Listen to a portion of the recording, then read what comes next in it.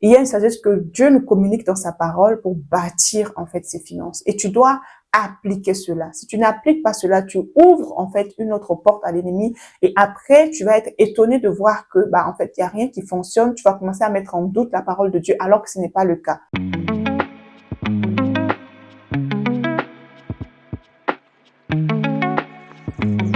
Bonjour à toutes et à tous et bienvenue sur Denise Sport TV et dans cette rubrique Sagesse financière divine. Comme vous savez, sur cette chaîne, si vous êtes nouveau sur cette chaîne Denise Sport TV, sachez qu'on parle des spiritualités, croissance spirituelle avec le Seigneur. On parle également des finances et également on parle de bien-être en Christ. Amen. Donc aujourd'hui, dans votre rubrique Sagesse financière divine, je vais aborder tout simplement une question qui peut être sujet de frustration pour beaucoup de personnes, notamment mes frères et sœurs en Christ. C'est je donne ma dîme, je donne mes offrandes, je suis fidèle dans mes dîmes et dans mes offrandes, mais financièrement, je reste toujours en difficulté. Pourquoi? On va voir pourquoi, comment et comment est-ce qu'il faut faire en fait pour s'en sortir.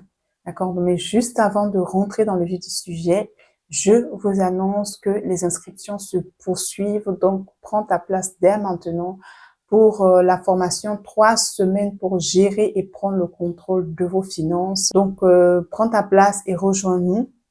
Parce que c'est 3 semaines intenses, c'est 3 semaines où on va apprendre à gérer nos finances selon les standards de Dieu. C'est 3 semaines où on va apprendre à vraiment reprendre le contrôle. D'accord? Voilà. Donc, rejoins-nous vraiment pour la prochaine session car voilà, je vais déjà passer les témoignages de la précédente session et elles sont juste extraordinaires. Voilà. Donc, alors, pour revenir tout simplement à notre sujet, alors c'est vraiment l'objet, ça peut être l'objet de frustration et je peux comprendre. Donc voilà. Donc là, vraiment, cette vidéo, c'est vraiment adressé. Voilà, je donne ma dîme, tu donnes ta dîme, mais tu es toujours dans les difficultés financières. Tu finis les fins du mois en rouge.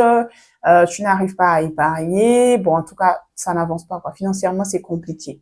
Pourtant, tu donnes ta dîme et pourtant, le Seigneur a dit dans Malachie 3, au verset 7 à 12, que nous avons vu dans les 2 précédentes vidéos. Si tu ne les as pas encore visionnées, voilà, je te mets là, tu pourras les regarder à la suite de cette vidéo. Que, voilà, apportez à la maison du trésor vos dîmes et vos offrandes et vous verrez si je n'ouvre pas pour vous les écluses des cieux, si je ne vais pas déverser la bénédiction en abondance sur vous, si je ne réprime pas le dévoreur, voilà, etc., etc. Donc ça, c'est toutes les promesses. Et toutes ces promesses sont vraies parce que Dieu est fidèle. Dieu n'est pas un homme pour mentir, ni fils d'un homme pour se repentir.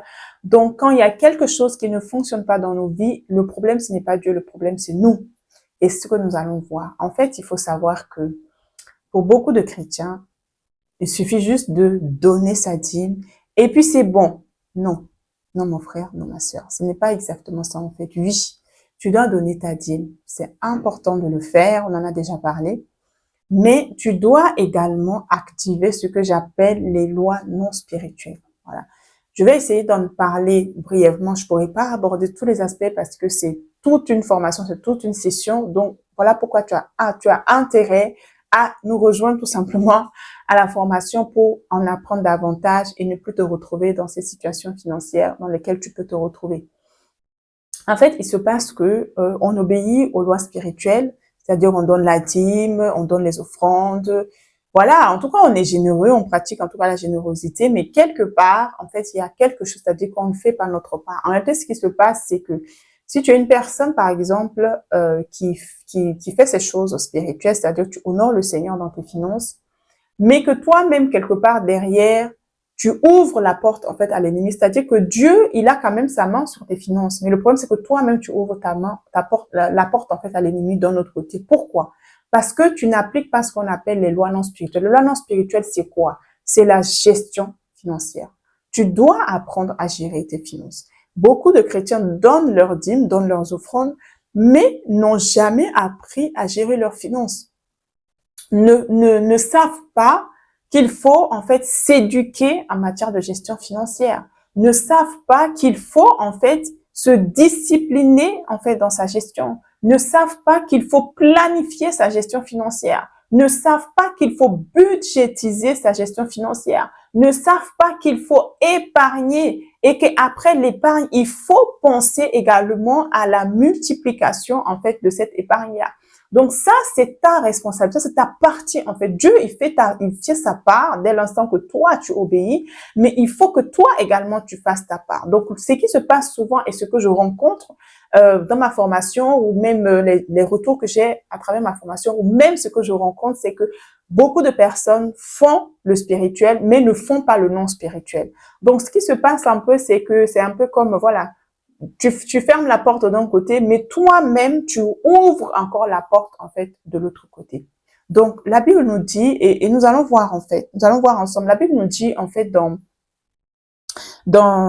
Proverbe, en fait, 17, en fait, au verset 16, la Bible dit, à quoi sert l'argent dans la main de l'insensé?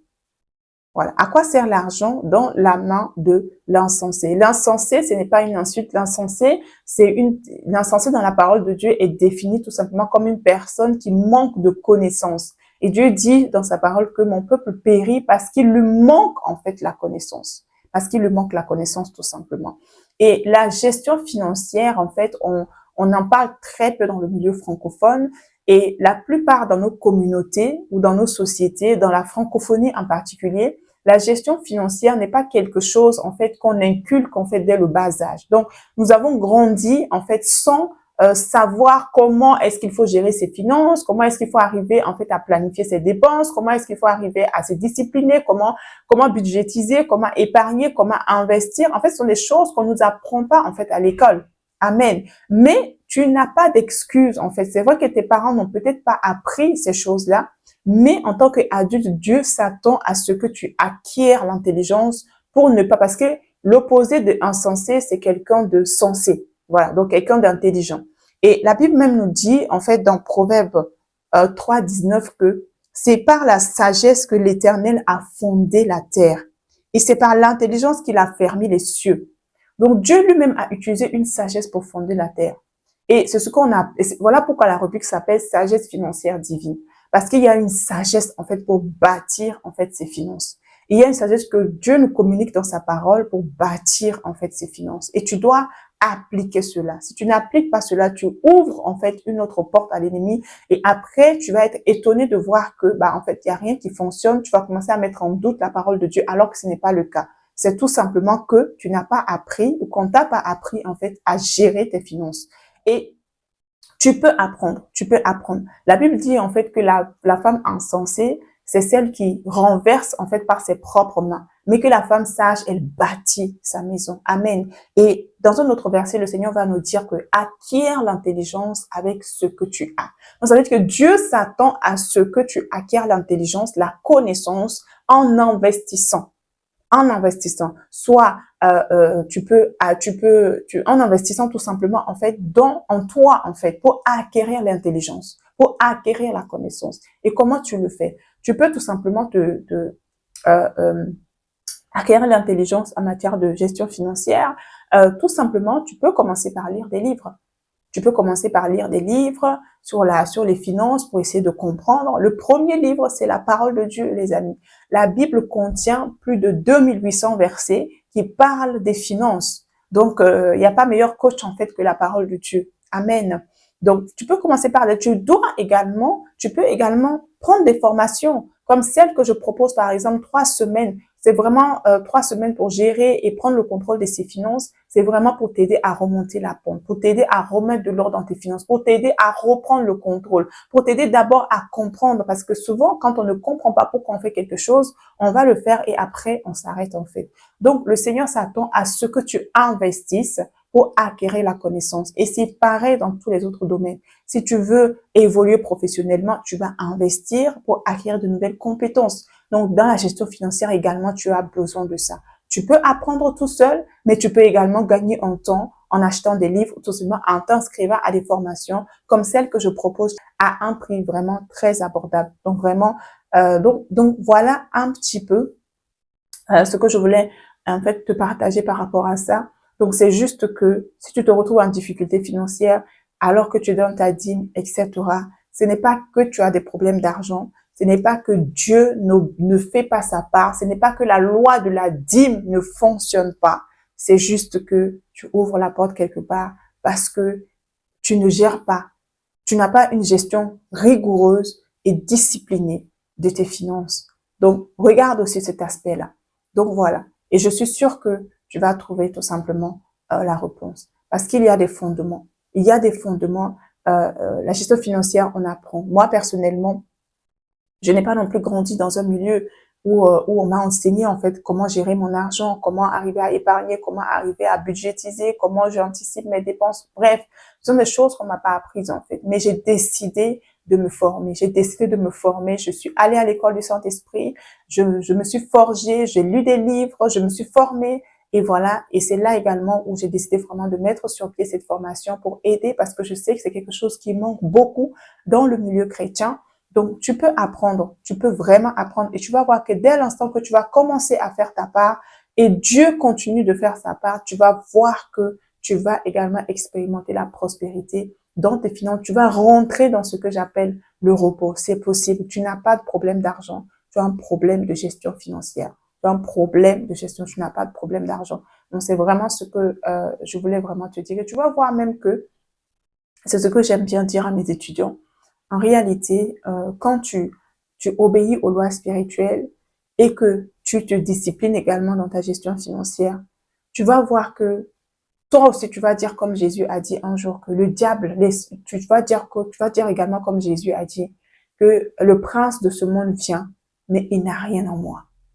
Il n'a rien en moi. Quand Jésus a dit ça, ça veut dire qu'il était tellement sûr de lui qu'il n'y avait rien en lui, en fait, qui ressemblait en fait au diable. Donc, quand le dévoreur ou l'esprit de pauvreté, en fait, va arriver, il va arriver aux portes de tes finances et qu'il voit que tu es une personne qui obéit aux lois spirituelles, tu es fidèle dans les dîmes, dans les offrandes, tu ne retiens pas ta main et qu'à côté également, tu es rigoureuse dans la gestion de tes finances et tout cela, il n'aura rien à il n'aura rien en toi, il n'aura rien dans tes finances, il n'aura aucune part en fait dans tes finances et il n'aura pas d'autre choix en fait que de partir.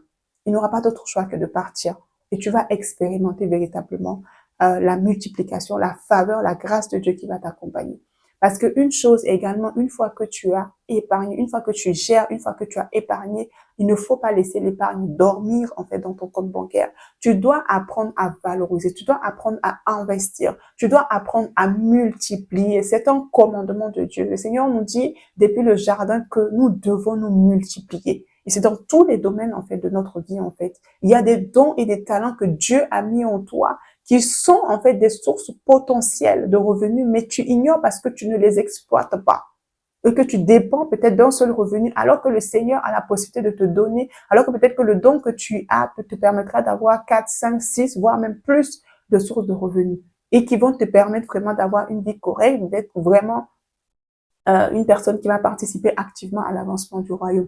Donc, voilà, je te posais la question, pourquoi est-ce que je donne mes dîmes, je donne tout, mais ça ne fonctionne pas? Voici vraiment la principale raison. Je vous dis, c'est la principale des raisons. 100% des cas que je rencontre dans le cadre de ma formation sont reliés à ça. Donc, tu n'as plus d'excuses parce qu'aujourd'hui, il y a des formations qui sont là, il y a des livres qui sont là. Donc, rejoins-nous à la formation.